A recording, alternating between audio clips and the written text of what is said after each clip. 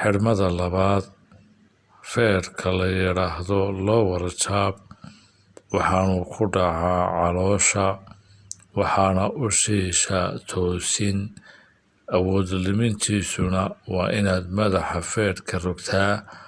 awood raacintiisuna waa inaad raacisaa dhinaca difaaciisuna waa xusulka iskaga leexi ama caloosha dhinaca u jeedi laagiisa waxaa la yidhaahdaa front kick waxaanu ku dhacaa caloosha waxaana u shiisha jilibka